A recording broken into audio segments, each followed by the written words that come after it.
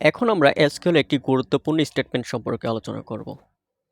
স্টেটমেন্টটা হচ্ছে group by. Group by statement মূলত ব্যবহৃত হয় এগ্রিগেট ফাংশন অর্থাৎ count, average, sum, maximum, minimum এই সকল ফাংশনের সঙ্গে গ্রুপ বাই একটি টেবিলের অনেকগুলো রোকে গ্রুপ করে একটি একক ফলাফল দিয়ে থাকে।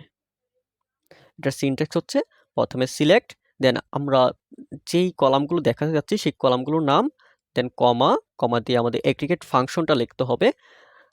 দেন এই ফাংশনটা কোন কলামের উপর অ্যাপ্লাই হবে সে ব্র্যাকেটের মধ্যে সেই কলামের নাম, তারপর সেই কলামটা কোন টেবিল থেকে আসবে ফ্রম সেই টেবিলের নাম। দেন আমরা কোন ফাংশন কোন কলামের আন্ডারে এটা গ্রুপিং করব সেই কলাম গ্রুপ বাই সেই কলামের নাম। চলেন আমরা প্র্যাকটিক্যাল দেখি। আমরা আসলে যেটা করতে চাচ্ছি সেটা হচ্ছে আমাদের এখানে প্রোডাক্ট যেই টেবিল রয়েছে সেই প্রোডাক্ট টেবিলের মধ্যে ক্যাটাগরি আইডি রয়েছে।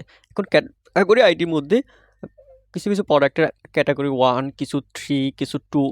আমরা চাচ্ছি ক্যাটাগরি আইডি 1 এর জন্য কয়টা প্রোডাক্ট রয়েছে, ক্যাটাগরি 2 এর জন্য কয়টা প্রোডাক্ট রয়েছে, ক্যাটাগরি 3 এর জন্য কয়টা প্রোডাক্ট রয়েছে। অর্থাৎ আমরা চাচ্ছি হচ্ছে কাউন্ট করতে। এত সময় আমরা নর্মালি কাউন্ট করতাম যে সকল রোকে একসাথে কাউন্ট করতাম। এখন আমরা একটা লজিকের মাধ্যমে, একটা ফাংশনের মাধ্যমে, একটা লজিকের মাধ্যমে কাউন্ট করব। সেই লজিকটা কি, যে একটা সিঙ্গেল ক্যাটাগরির আন্ডারে কতগুলো রো রয়েছে। চলেন তাহলে আমরা কোডে চলে যাই। সিলেক্ট, আমরা চাচ্ছি দেখাতে এখান থেকে শুধুমাত্র হচ্ছে ক্যাটাগরি। সিলেক্ট ক্যাটাগরি আইডি, শুধু ক্যাটাগরি আইডি দেখাবো। দেন কমা, আমরা কোন ফাংশনটা ব্যবহার করবো, যেহেতু আমরা গণনা করতে চাচ্ছি তাহলে কাউন্ট ফাংশন। কাকে কাউন্ট করব, আমরা হচ্ছে প্রোডাক্ট আইডি কাউন্ট করব, অর্থাৎ কয়টা প্রোডাক্ট রয়েছে সেটা দেখতে হবে, প্রোডাক্ট আইডি। ওকে, আমরা এটাকে একটু হচ্ছে অ্যাজ দিয়ে নিকনেম করে নিই, অ্যাজ প্রোডাক্ট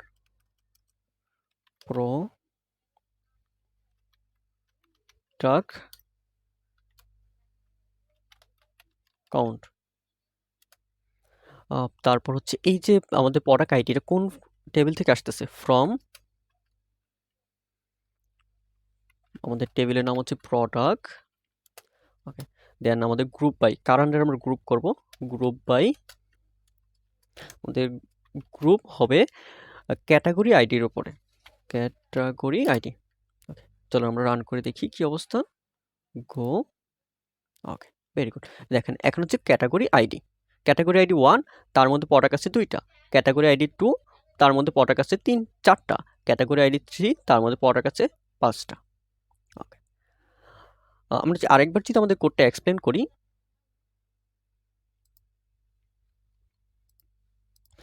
প্রথমে আমরা হচ্ছে সিলেক্ট, দেন আমরা কোন কলামগুলো দেখতে চাই সেই কলামগুলোর নাম, তারপর হচ্ছে একটা ফাংশন, এবং ফাংশনটা কোন কলামের উপরে অ্যাপ্লাই হবে সেই কলামের নেম।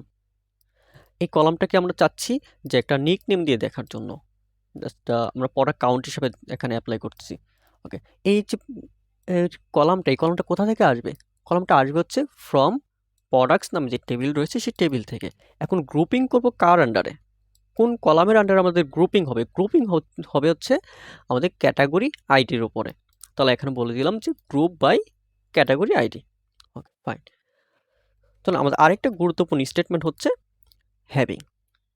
হ্যাভিং অনেকটাই হচ্ছে গ্রুপ বাই স্টেটমেন্টের মতোই, জাস্ট তার সাথে আমরা একটু হ্যাভিং করব। দেখেন আমরা যখন হচ্ছে হোয়াইল ক্রুজার ব্যবহার করেছিলাম তখন কিন্তু জাস্ট একটা লজিক ব্যবহার করেছি, তখন কিন্তু আমরা কোনো ফাংশন ব্যবহার করতে পারি না। হোয়াইলের পর একটা লজিক দিয়েছি, প্রাইস গ্রেটার দেন 200 এরকম টাইপ, কিন্তু আমরা ওইখানে কোনো রকম ফাংশন ব্যবহার করতে পারি না, যার কারণে আমাদের আসছে হ্যাভিং। এই হ্যাভিংয়ের কাজটা হচ্ছে আমরা ডেটা নিব, কিন্তু একটা কন্ডিশনের ভিত্তিতে ডেটা নিব।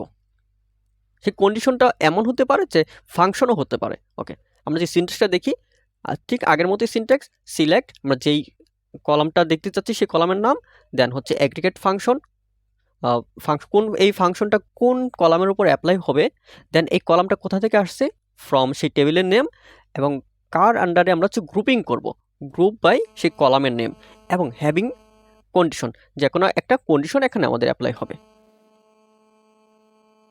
ওকে, চলেন তাহলে হচ্ছে আমরা একটু কোড করি, কোডের মধ্যে দেখি কীরকম করা যায়। ওকে, আমাদের এখানে যাই আছে তার সাথে জাস্ট আমরা করব কি একটা কন্ডিশন দিয়ে দিব। হ্যাভিং আমরা চাচ্ছি যে সকল প্রোডাক্ট, এই যে এখানে প্রোডাক্টগুলো কাউন্ট করছি, যে সকল প্রোডাক্ট কাউন্ট করার পরে আমাদের কাউন্ট হচ্ছে 3 থেকে বেশি হবে, আমরা শুধুমাত্র সেই সকল প্রোডাক্ট দেখতে যাচ্ছি। চলুন তাহলে আমরা রান করে দেখি।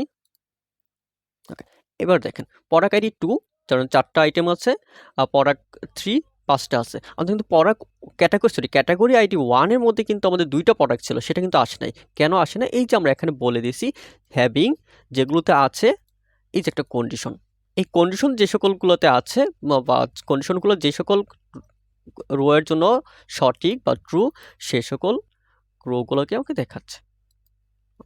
আর হ্যাভিং এবং হচ্ছে গ্রুপ বাই দুইটা আমরা একই সাথে ব্যবহার করতে পারি।